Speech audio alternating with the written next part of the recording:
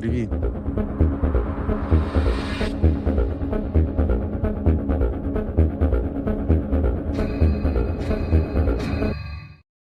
There is just so much big news breaking today. I had to get the Council of Elders on, and P. Mitchell and Lev Parnas are here, the people who know their stuff around the legal world, who know their stuff inside the Trump administration, and who know their stuff around the justice system. Because I don't know the answers to some of these questions. We were just talking before we got on the air. What happens now with Maxwell? She got scolded by the judge yesterday. She doesn't get a new trial. But then what are the paths open for her? There are some indeed, and we'll talk about which ones are most likely. That's coming up today. Plus, we'll talk about the Scotus decision yesterday regarding the USPS election interference. I just call it that for shorthand. You know what we're talking about. And we'll talk about Lev has got some hot news, some hot gossip about what happened with Jared Kushner and Hakeem Jeffries in their secret date that they had. That's such an interesting look, eh? Going for Hakeem 70 days before an election to go for dinner or lunch or whatever it was with Jared. It's such a why? That's like an own goal. But let's begin, we'll talk about shall that, we? Let's begin with SCOTUS, because it really is so important. And I've not paid enough attention to the story today, because I've heard two different versions. I've heard some people say it's not the nightmare version. We got the semi-nightmare version. It's not so bad. We'll still survive, but it's not great. Is that a good read, Anne? Oh, wow. I mean, you could say that about almost anything that's so general. And people who, my followers know that I ranted yesterday, because I always do, about these headlines, even by major news outlets that we used to be able to trust, that say, that they're just screaming, Supreme Court hands Trump win and allows him to do this balloting thing. And that is so totally not accurate whatsoever. This was an administrative, basically a stay, and it just had to do you want me to explain it? Yeah, please do. So what the Supreme Court said yesterday was that the lower court erred in ordering that Trump could not basically issue the order itself. It was basically saying the order itself, is enjoined. And Right. what the Supreme Court said was that you can't enjoin an order, because they haven't done anything yet. And Right. so, it's important to understand that courts cannot entertain something that is prospective, that might happen, that you think this could happen in the future. Courts aren't allowed to future trip, and so something concrete has to actually happen first. And so what the Supreme Court said was essentially, and we knew this, that's probably what they would say, the case was not what we call ripe, meaning nothing had actually happened over which the court could exercise jurisdiction. So yesterday's order was he can go forward with the rule, but that doesn't mean he gets to implement the rule. They are implementing the rule. I mean, what they're doing now at the USPS is they issued the official order from the Postmaster General, and they are going to institute it. It's going to be only some people that get their ballots. That's an official. He's not rule. listening Not to an the order. rule. Yeah. No, they finalized the rule. And the way I described it to my people yesterday was, it's kind of like when you were a little kid and we're all old enough that this might have been the paradigm, not so much now, but when you were a little kid and you got in trouble and your mom would say, go to your room and wait till your father gets home. And, then dad was going to mete out the punishment, right? That's basically what this is. Like, they're now in the room, but they haven't actually, implemented and had that happen. What's going to happen when dad gets home, which is when they try to implement it, that's when the courts are going to be able to step in. And I want to make extremely clear that in the most important paragraph in yesterday's Supreme Court order, the Supreme Court said they may try to implement it. That doesn't mean that will be lawful. It may be lawful, it may not be lawful. And then the last sentence of that paragraph makes very clear that the Supreme Court expects the actual merits of the case to come up on appeal. They're already expecting that. So they are basically just saying, go ahead, let them try to implement it. We know it's going to be, sued over, and then we'll figure that out when that happens. By then, they would have rigged the election and won the election, and it would be too late to do anything about it. Well, I am extremely confident that, first of all, in order for them to implement the rule, which requires them creating the portal, which may be already created, but requires these states to upload their voter rolls, their mail-in voter rolls. I mean, there's a whole lot of pieces that have to get into place for it to even be possible for it to be in effect. And the moment they start the first one, that's when the lawsuits that will be ripe are going to hit the courts. So yeah, it's very short timing. I know we have 70 days to the midterms, but in court time, that can still, that's enough. So I am 100% confident that there are already legal paper documents drawn up to be filed with the courts, both as new lawsuits and also to pile onto the existing lawsuits. I'm confident those are ready to go. So the semi-nightmare version is the right version. We're not going to fall off the cliff yet. And Anne's 100% confident you take her word to the bank, right, Anne? Almost. Yes, absolutely. Absolutely, 100%. All right. So let's talk a little bit then. Oh, sorry, Lev. Why don't you chime in on this thing? Because it's such a big story. And you're running for office here. It affects your future. I was going to say, I really pray and I hope Anne is right, because I'm going to say this. Anne is right from legal standpoint. First of all, she's 100% right that there's lawsuits already being prepared to counter Donald Trump. Knowing Donald Trump is going to proceed, the only thing I worry about, knowing Trump, knowing their administration, knowing behind the scenes, we're playing chess right now, and just like Anne's 100% right that we're prepared to file lawsuits to go against them. They're prepared to cause chaos to delay, and that's I think just like when we'll get to some of the other things, some of the people in Trump's camp that are the vicious ones, the people running the show, and I keep mentioning the same ones, Russell Vought, Stephen Miller. They're strategic in a way where it might not look like the win, but the win is sometimes not actually getting a win. It's delaying and causing chaos. Yes. Bless you for the truth, because if you could cause enough delay and chaos, and all of a sudden, like Ann said, they decide to trigger it, but in the meantime, the courts have to deal with it. But the mail votes might not go out.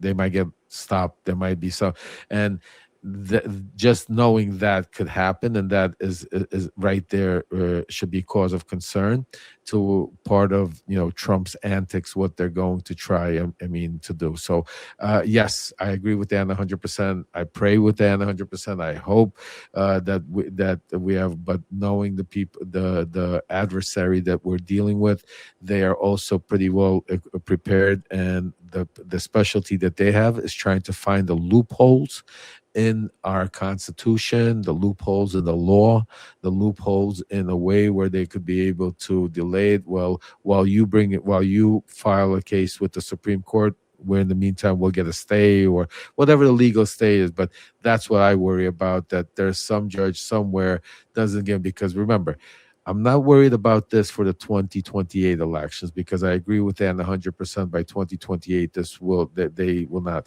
What I'm more concerned about is the midterms and how it could affect some of the voting, some of the mail-in voting in boxes that go out there. So that's my take on that. So do you think it's going to? Sorry, go ahead. I'm sorry. I want to point something out. First of all, I want to so there's a lot of people in the chat who are saying, but the courts won't do it in time, and it's like they're really catastrophizing. And so I just really want to try and throw some oil. Is that the right substance on those troubled waters. The courts will get involved in time. They are able to. I have just in the last couple of weeks, shared some examples of courts getting involved in very, very short order. Sometimes they don't. They have to triage. But the things that are really urgent, I am very confident that the courts will enjoin whatever monkey business or antics, as Lev put it, absolutely good word, that they try. And yeah, it's going to look like a big mess, but the courts have held the guardrails all along since last January. So I want to reassure people that try what they might, ultimately it will come out the right way. But also Trump already knows that, and he is so terrified, and he's already starting, if you start listening to what he's putting out, he's already starting to grease the wheels for the excuse for why they're going to lose these midterms, right? He's already saying, well, if I was on the ballot, but I'm not on the ballot. And so, he's already starting that. And that when he starts doing, the cleanup ahead of time for why they lost, that anyway. Yeah. So let's speak about the cleanup. I mean, Jared Kushner has lunch with Hakeem Jeffries. They're not just talking about, lunch. They're talking about what's going to happen after the midterms, obviously. Jared Kushner is still the president's son-in-law, still very much involved in a lot of the president's business and the business of the state. So Lev Parnas has this exclusive information about what went down when Jared and Hakeem had a secret date. Tell us what happened, Lev. So I don't have the full detail of what happened in their date. I have the more detail of what led up to it and why they chose Hakeem Jeffries and what transpired. And I could give you some personal, from my personal experience of what I think transpired and what we're going to see play out. So first of all, there were meetings for what I wrote about in my Substack and spoke to some of my sources. Anne's 100% right.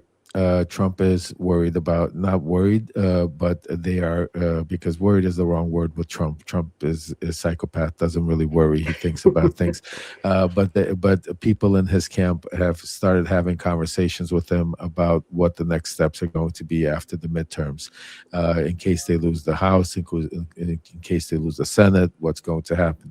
A lot of the things that have been transpiring now, currently, even in our elections, is being also manipulated by people like the Elon Musk, Peter Thiel's, and others by influencing. I know because we concentrate on AIPAC, but there's a lot of other super PACs out there that are being funded by all these foreign money, and even both sides take money. And why Hakeem Jeffries became a focal point is in one of those meetings, Jared Kushner brought up saying that I think the weak spot is Hakeem Jeffries. And he called him the weak spot because he spent time with him last year. I love that, Anne. Exactly. I spent time with them working on the first act last year when they were working together. So he spent some time with them, and he was able to really get a feeling with him, but also knowing the rift and the divide that they helped cause inside the Democratic Party between the establishment and the DSA movement and the progressive movement that's happening right now. They've also using that in a way to be able to try to give Jeffrey some wins, to be able to lessen up and go into certain investigations, because I want to make it clear is they're not going to be able to stop all the investigations. Jeffries never, it's just, there are going to be other people involved. Jeffries doesn't have the ruling to everything. They'll get Jeffries out of there if he starts going against the grain. But there's lots of things happening that we forget about. We concentrate here on what's in the news now. Like, we want the Epstein files released, which is very important. We want to find out why they're going to war, what they're doing there, what's going on. But we already forgot about Doge. We already forgot about a lot. And I mean it in a good way. Not that people forgot. People forget, but then when you have so much things on the line, like the Kushner investigation with Kushner and Witkoff and their family and the money and the Trump money and all that. So the conversation was being set up not so much to stop everything, but to, here, if we give you some of these wins, concentrate on these, but stay away from these type of situations. I mean, it sounds to me like he's trying to buy him off. Like that's basically what's happening. I mean, there's some sort of backroom deal going on. Yes. And that's not good news for anybody. Yeah, no. And the scary part is one of the things that transpired that gave me a clue to, and I'm digging further to find out what the deal is I will go on the line, and I usually don't do it, but I'll go on the line and say, I do believe that there was a deal cut. And I'll tell you why. Because what Trump did with Kushner is the same thing he did with us in the first administration. He didn't send in Susie Wiles to deal with on policy or on any of these things, or any of his administration to deal with Jeffries. He sent in Kushner. Why Kushner? Because he has no official role. He has no money. He has no official role. Plus, he could talk about things that people in the administration can't. Kushner also reels in the world of donors, and not only AIPAC, which is very close that people are going to say to Kushner, but also the Wall Street money that Hakeem Jeffries has become a very big money raiser from corporate money, which is a big deal in right now these elections. So they have a lot in common when those conversations, and that's why Kushner could have the conversation and Susie Wiles can't. But what gave me the idea that deal was made is like, so I'll take you back to how we did it back in 2018-19. Trump would send me in to speak, let's say, to Zelensky. After I would have the conversation with his chief of staff, and we cut down where I would threaten him by telling him we're going to stop aid, we're going to do all the stuff that Bolton or Pompeo would never say to any of their counterparts. When I was done with that and they agreed to do it, that's when I would hand it over and say, okay, now Pompeo could go do the official business and sign the deal. So the same thing here. So when I saw that Kushner at the end of the conversation, the New York Times reported that Kushner recommended Jeffries speaks to Susie Wiles, that gave me the biggest incline that there was a deal cut, and now to solidify it, Jeffries needs to speak to the administration. The other thing is that Jeffries went on today on CNN. I watched that interview, and watching his body motion, watching some of the way he answered those questions gave me also insight that a deal was cut, because he's starting to use those old Democratic words of, listen, we're not worried about the revenge as much. Yes, we're going to go after the cartel, but we also have to look at the housing situation. And if we could make some sort of a deal and help the people and help, with our economy and do all of that, so he's already paving the groundwork. And that's another reason why Trump right now is allowing gas prices and everything run through the roof, because what people don't understand, and a lot of do, but most people, is they don't realize they're blinded right now by the anger, is that once the Democrats take over the House, all of a sudden it will become their problem. All of a sudden, people are going to start looking at them. Why is gas so high? And why is this? Why aren't you stopping it? So he's leaving. It's all part of a plan that's being implemented. All of these things are not one-sided. They're all coincide to be part of a bigger scheme to be able to either stay in power, control the action, or limit the outfall if it happens. For the time being, there seems to be almost unanimous support for Hakeem Jeffries as speaker, but that isn't a guarantee at the end of the day. They can arrive in the next session and it could be somebody else that's put in place. So I don't understand the willingness to cooperate here in some sort of deal with the regime is going to make him look very good going to the next because it's not just Jeffries. It's not just Jeffries. It's the establishment. Right now, what they have what they have done is right now we have a war inside of our Democratic Party between the DSA and the progressive movement and the establishment. You hear the way Hakeem Jeffries came out today and basically says, I'm anti-DSA. You hear the way Jared Moskowitz came out and said, I'm anti-DSA. And I'm not going to go into right now what DSA and who's right, who's wrong, but the fact of the matter is there's a rift. That rift is being also pushed by the MAGA movement, by Trump, because of the way the money is being pushed into both sides of the field. So the rift is not, Jeffries doesn't just represent Jeffrey, but Schumer thinks the same way. You have the old, so basically, and right now, even if you have certain DSA people that will win, or they're not going to have enough votes to be able to control who gets into it, they might cause problems, and that's something else that Trump and MAGA wants. Because think about this, if all of a sudden sudden the Democrats do take the House, and now they are discombobulated like the Republicans were all this time, and Jeffrey spending time trying to keep the House together instead of actually going out there and going after subpoenaing and causing. So there's a lot of little movements in place that people are not seeing. Everybody's looking 30,000 feet, which is normal. But if you start digging into taking a look at all of these movements, and I do it because that's what I did. That's what they don't understand. That's exactly what my job was, to do these little things. So for me, it's like, PTSD. Watching what they're doing is just like what we were doing back in the first administration. Yeah, Jeffrey seems to have a lot more questions about him than others. He seems to have a lot of question marks.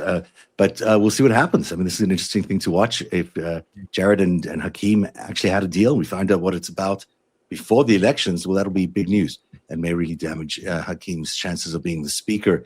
Let's get into the final story we're talking about today, which is all about Ghislaine Maxwell, who yesterday got scolded or slapped, as you like to say, Anne, by the judge in her appeal, I guess. Spanked, that's the one you used, about wanting a retrial, because she was basically told, no way. There's no way you're getting a retrial, but in a much more forceful way.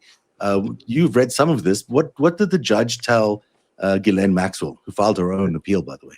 Right. Well, first of all, I want to apologize to Lev because I didn't realize that my holding up my mug was going to interrupt him. I was doing it because people. I just didn't get a chance to read it. So can you put it? Put it back up? Yeah, bring it back up. That was good. Yeah. Oh, it's a stupid mug. Can't fix stupid, but we can give it a court date. That's right. It's very nice. I didn't realize it was going to interrupt you, so I apologize for that. Okay. So last week, as some of you who are in the audience may recall, because I wrote about it, Maxwell filed what was called an addendum to her memorandum. She's doing this all pro se, and interestingly, as Zev pointed out to me earlier before the show, she was represented by an attorney in February, when the attorney went before Congress and said, well, if you give her not a pardon, but oh my God. Clemency.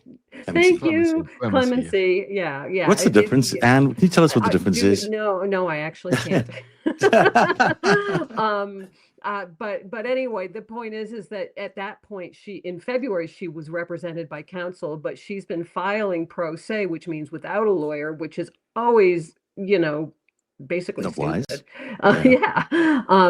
She has been basically filing these motions and memorandum saying, look, with the release, this is so ironic. She's saying, with the release of all of the Epstein documents by the DOJ, there is newly discovered evidence that should have been allowed in my trial, and therefore I need a new trial. And so, she and the judge actually, you knew ahead of time, because a few weeks ago she filed a motion asking to submit, or she didn't even ask to submit. She submitted this document, this voluminous document, well after the deadline that the judge had set.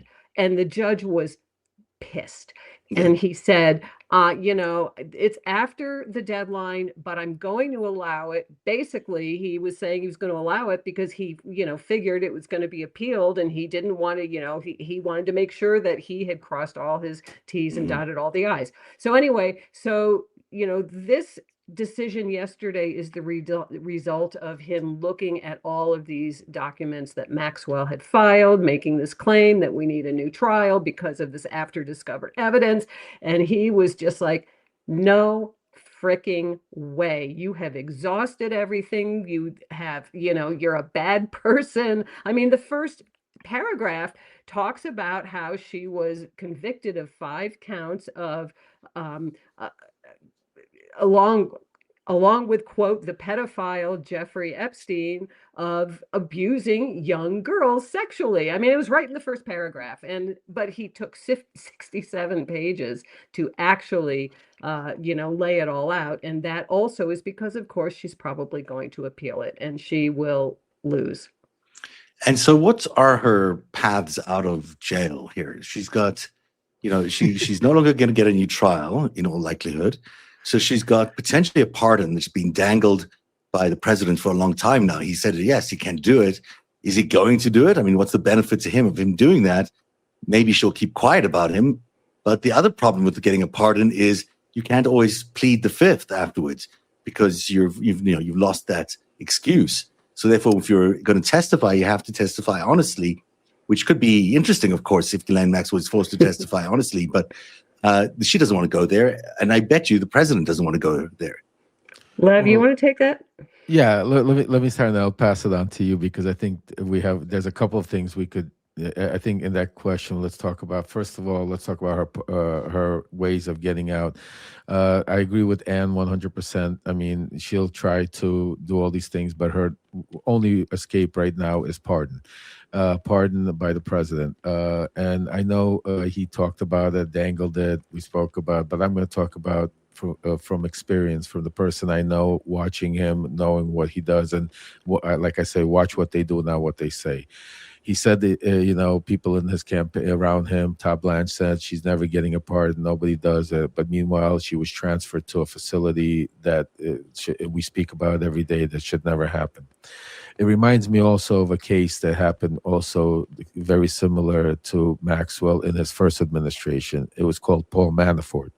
Paul Manafort also was somebody that Trump didn't pardon right away. Paul Manafort went through a similar situation as Maxwell when he was being transferred to some facility. They wanted to transfer him to Rikers Island, and Bill Barr interfered with the prison of bureaus, and they transferred him to a prison in a federal facility instead of, because he was being tried on state charges, and they wanted to bring him in and hold him in Rikers Island, and he had a heart procedure done or something. So long story short, Paul Manafort had a similar story. He was getting better treatment in prison until Trump was about to leave, and right before he left, what did he do? He pardoned Paul Manafort.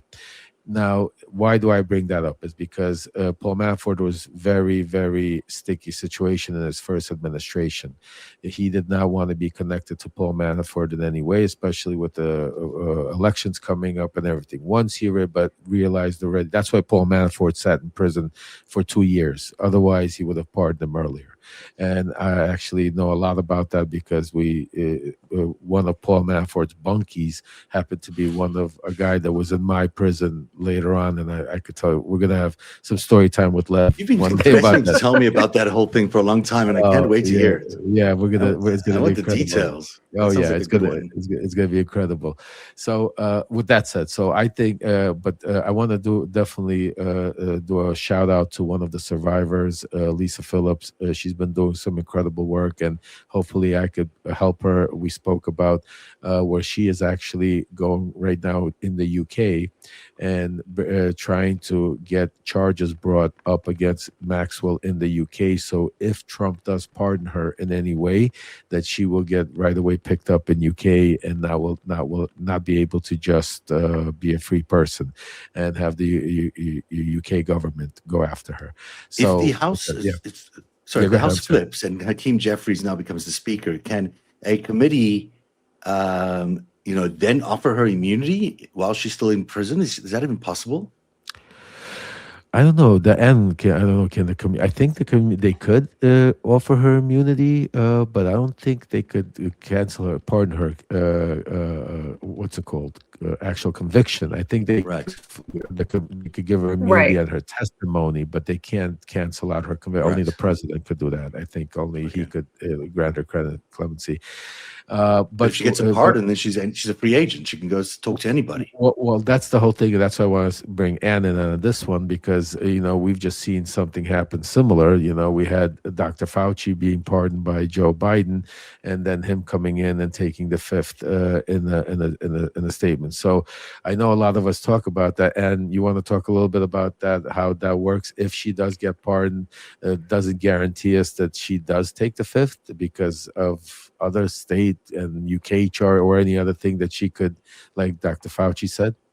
I was just going to say you were absolutely right to, first of all, you're right in everything you said, but to also compare this to the most recent situation that people here saw, which was Dr. Fauci. So a pardon wipes the slate clean. It means it's like it never happened. And and also, though, you can't be re-prosecuted for it. So that's what a pardon is, whereas a commutation still keeps the conviction on the record, and it just reduces the sentence or whatever the case may be. So, with a pardon, in theory, you can't be retried for it. So in theory, you don't really have the Fifth Amendment right, or, it's sort of not really there for you to access, because, you can't incriminate yourself because it's gone, right? Whereas with clemency, you can. So, but that's the extent of my knowledge, because I am not a pardon attorney. She has a lot to offer someone on the Democratic side, right? I mean, if she could get a future prosecutor in the new administration, or even the congressional committee as it's reformed in the next House under Democrats, I mean, that could be a very attractive proposition if they could find a way to get her. They can offer, Congress can offer someone immunity if they are testifying about a particular act. They can offer them immunity from prosecution for that act. But go ahead, Lev. Yeah, I just want to remind everybody, Zev, and us all, that the Democrats are not some kind of heroes when it comes to the Epstein files, because they also covered up the Epstein files. There's Democrats involved in the Epstein files. There've been plenty of administrations, Republican and Democrat, that have covered it. So I do not trust any politicians when it comes to releasing the Epstein files, because of the just like what we're seeing, the cover up that's been going on for so long. And that's why I don't care if it's Democrats or Republicans. We're going to keep pushing, and we're going to keep their feet to the fire to release all the files, just like we're doing. Yes. So yes, in theory, you're 100% right. If this was one of those things, this would be a great, thing where the Democrats could sit down with her and say, listen, let's, work on it, whatever the case. But in reality, that's not the case, because there's the cover up is worse than the crime in this one, definitely. Right. Fascinating stuff. Thank you both. Ann P. Mitchell from Notes from the Front, and Lev Parnas from Lev Remembers. Do you guys want to share what you've got on your site right now, starting with Ann? I have the full explanation of the Supreme Court's USPS decision yesterday, both in post form and as a live recording. And I'm going to be, if I can get the time today, otherwise tomorrow, I'll be writing up the beautiful spanking that Judge Engelmeyer gave to Maxwell. So you've got the spanking, and then you've also got the semi-nightmare. That's all available on your yes. Wow. And as always, Notes from the Front members also get the full source documents. So even if I don't get a chance to read them all, then they can read them at their leisure. So everyone should follow Ann P. Mitchell for all her great legal analysis. And Lev Parnas is over at Lev Remembers, where he's got all the inside information about what's going on in the White House and in Jared and Hakeem's date. Yeah, what's going on. I'm going to be concentrating on that, because now that we know why they met, now that we know that there's some sort of deal, that probably has been, now we need to find out who made that meeting. We need to find out what that deal might be and what pertains. So I'm going to be digging deep into that. Simultaneously, we have, keeping our attention on Voice from Ukraine, which is a separate platform. Please, everybody, go out there and support Voice from Ukraine, because we're out there trying to bring attention also to what's going on, because a lot of the media stopped doing it. And getting ready for my congressional run. It's biggest problem have been is finding a team that's open-minded to be able to go out there and not care about one side or the other, but really speak truth to power, which is a little different than I'm doing than anybody else. But we have a lot going on, so definitely stay tuned, folks. Not only for all the breaking news, but also some good trouble we're going to cause going forward. And I do recommend, because Zev doesn't get a chance to promote himself. Yes. He does such great work for everybody. I want to say this on his behalf, that please, everybody anybody out there, hit that button. First of all, cross-pollinate. That's the first thing. You could hit that Yes. button, and by hitting that button, you could subscribe to all three of us. It's for free. That's the number one thing that helps algorithms, that helps get the message out, helps independent journalism, because what you're seeing here is true independent journalism, not some big corporate media put together. Second of all, if you can, become paid subscribers. None of us have all these corporations or these advertisers helping us build this. Where each and every one of us is doing this on our own time to be able, not only personally, because we all have a feeling that we want to get the truth out, save our democracy, help whatever we can, but also it's important information. It takes a lot of work. These stories that get, Anne spends hours, days, sometimes weeks writing these stories. Zev, I know, sometimes works on months putting it together, and with all his AI and his technology, it even sometimes he has to start all over because it confuses it. So he puts a lot of work into a lot of time programming AI is what I discovered the other day. It's way too much time. So folks, yeah, any way you can, you either by becoming free subscribers, paid subscribers, definitely it helps support independent journalists. But the number one thing that we ask each and every one of you to do, because it's for free, is share, like, comment, and pass it on, and bring some friends over. That is something that I ask. And there's a difference between following and subscribing, isn't there? Right? Following just gives you. It's a big deal. That's a big difference, because following gives you just some of the content, but subscribing gives you all of the content. Right. I don't know why they have the following even up there. It confuses people, because it confused me. I'm still confused. Like I think I'm following somebody, but it doesn't give me. But then when you subscribe, you're not. So yes, subscriptions are for free. It gives you what we're doing, and then if you like what we're doing, then you could definitely support us by becoming paid subscribers. Follows off of the notes platform. They're sharing. Yeah, I think you're right. It's the note. Yeah, it's the note so platform. subscriptions is email. When you want to send an email. I want to say, first of all, I want to remind Lev to please let me give you access to tests. Yes, but also breaking news. Just do it. Well, I need your email address. Okay, so you can send that to me. I'll send it to you. But also, this is completely unrelated, but breaking news just now. R.I.P. Dolly Parton. Oh no! God, I got no! Oh, I love Dolly. Oh, she was incredible. Oh my God! 9 to 5. I grew up on that song. 9 to 5. I know, in the movie. Oh my God, that's. I met her once. I met Dolly. Did you? Yeah. Oh, I met her on the final performance she did for Oprah Winfrey's show. The finals. She did. Islands in the Stream with Kenny Rogers. Kenny Rogers, yeah. Yeah. And it was beautiful. And they were singing it to her. It was her, it was celebrating Oprah's career. And I was there for some work and some training. She was still performing till now, right? Yeah, she's been on Substack up until recently, as far as I know. She's been very prominent. Yeah. And she just opened a grill house or something. Yeah, like literally, I heard. Like I was so surprised. She's been very active, and you know what? Somebody said in our chat, we should all do it. Let's watch a Dolly 9 to 5 this weekend, or to salute to her, and maybe we'll have a chat to talk. I'm going to watch 9 to 5. Wasn't that a great movie?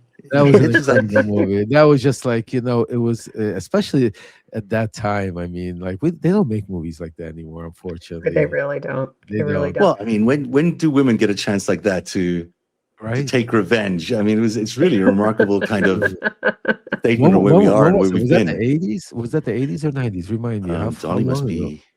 No, what was that movie? No, the movie 9 to 5. That was right when women's movement was happening. Actually, that was like right in that time where because I think it was in the 80s. Yeah, no, that was great. That was great. Who was in there? There was Jane Fonda. There was Jane Fonda, I think, was in there. Lily Tomlin. Lily Tomlin. The three of them. Yeah, they were great. They were great, and the boss was great. It's such a. I can't believe I have hit the age where I am going to say this, and she was only 80. Wow. That is very, she's been looking great. I got to say, she was always, I mean, when I saw her, which was 10 years ago, 5 years ago, maybe, a while ago, she looked great. She didn't look like she'd aged at all. Although I did worry that those were heavy. Her breasts.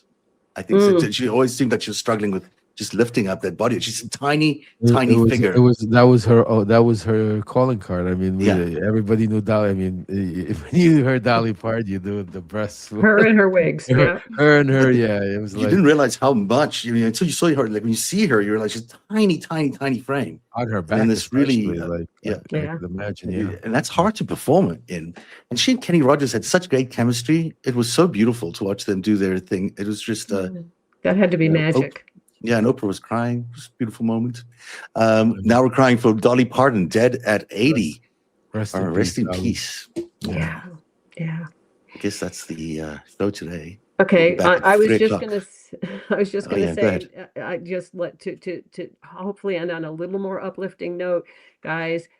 Don't worry to the point that it is hurting your mental health, because we got this. Thank you. The courts have this.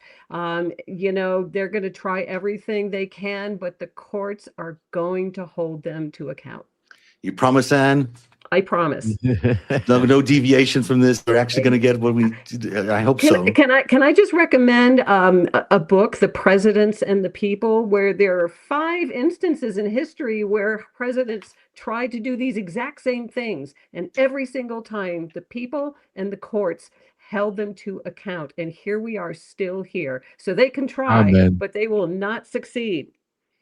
Amen. That's great to hear. Thank you so much. Ann P. Mitchell from Notes from the Front, and Lev Parnas from Lev Remembers. And if I'm smart here, I might even be able to play us a little bit of Dolly Parton on the way out of the show. Oh, that would be so awesome. Play us out. Let me see if this works. I'm not allowed to do any of this, but I'm doing it anyhow. And Lev, remember, send me your email address. Yes, I will do it right now.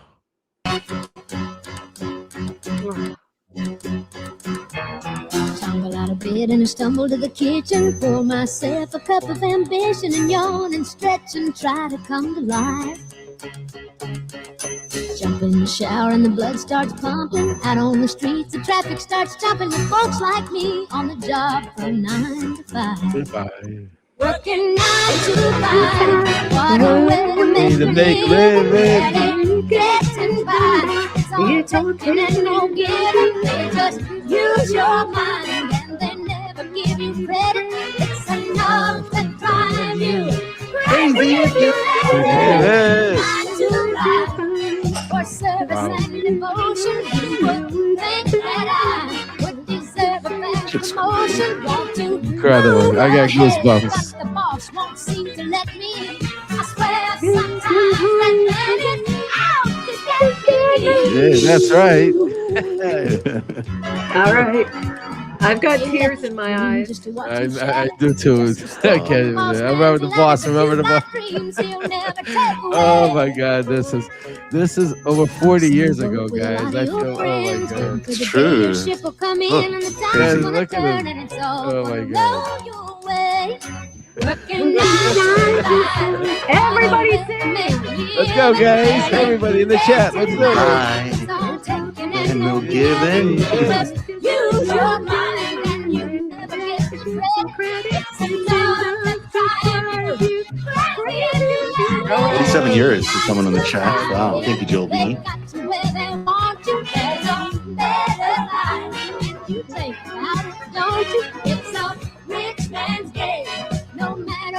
Rich man's game. Think about the word. True, eh? She knew it back then.